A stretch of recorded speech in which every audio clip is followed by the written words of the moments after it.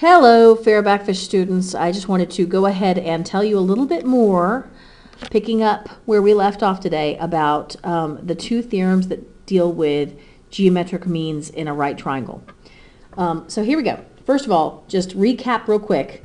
If you have a right triangle and you draw, this is what both of these theorems are all about. This is what the whole special situation is.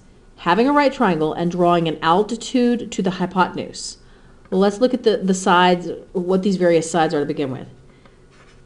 The two legs of a right triangle are the sides that meet at the right angle. So those are my legs. This is my hypotenuse.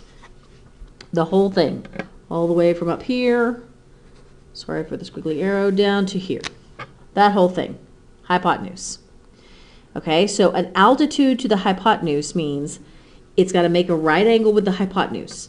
Altitudes always touch a vertex. So this is what the altitude to the hypotenuse would be. So this is my altitude. It's the only segment that's inside the triangle. Now, the hypotenuse is divided by that altitude into two parts. I'm just going to call them part.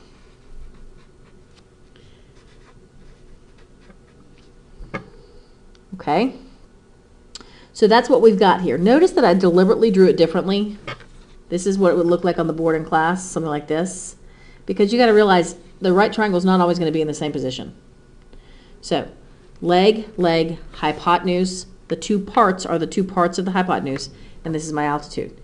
Now, my two theorems, one of them says this. One of them says that the altitude is the geometric mean of these two parts of the hypotenuse. So in other words, this part over the altitude equals the altitude over this part, or this part over the altitude equals the altitude over this part. Either way works. Okay, so part over altitude equals altitude over the other part, not the same part. Okay, the geometric mean here is just the altitude, so it's the one that gets repeated. Remember, geometric mean means you have some number over x equals x over some number. Okay, so the altitude is the geometric mean of the two pieces it divides our hypotenuse into. That's one theorem. The other theorem is a leg of this right triangle is the geometric mean of the whole hypotenuse and the part of the hypotenuse that touches that leg. In other words, the part that is closer to that leg. So the whole hypotenuse over this leg equals this leg over this part. Or we could say the whole hypotenuse over this leg equals this leg over this part. So the part here is always the part of the hypotenuse that touches the leg we're dealing with.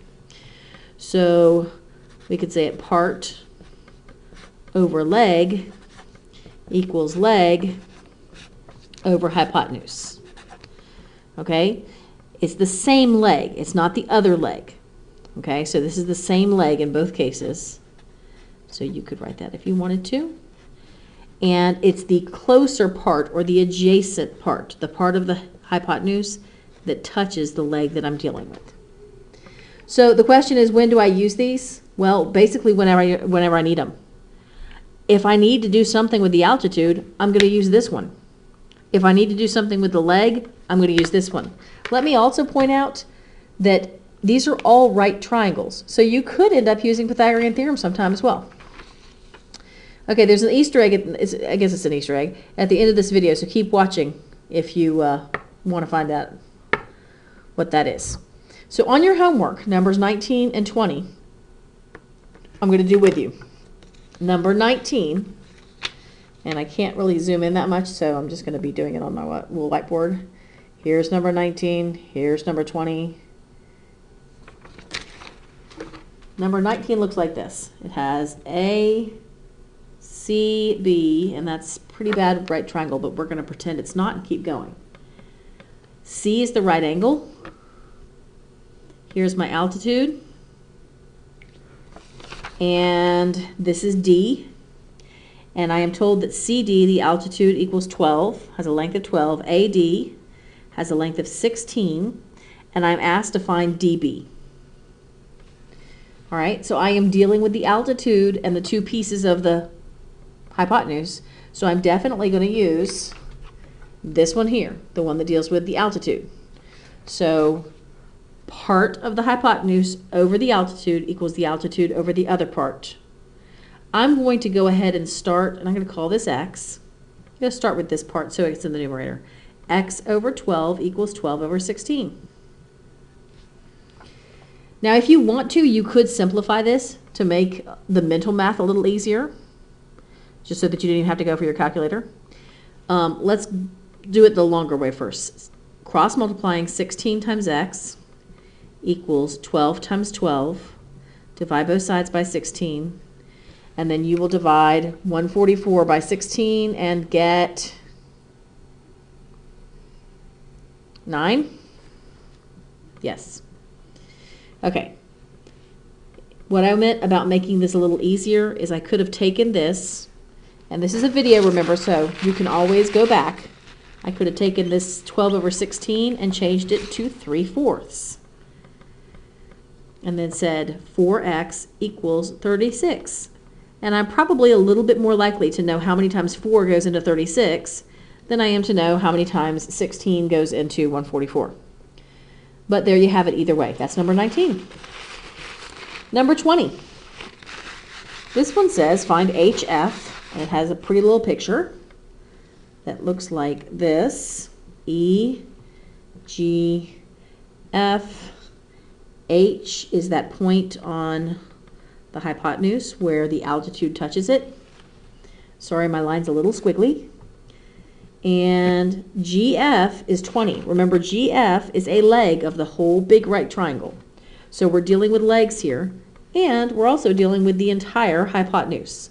So we're not dealing with any parts. We're not dealing with the altitude, and therefore I'm not going to use the same theorem. I'm not going to use this one. I'm going to use this one, the one that talks about legs and the whole hypotenuse, and says that the leg is the geometric mean of the whole hypotenuse and the part of the hypotenuse closer to that leg, that touches that leg, in which case this case is HF.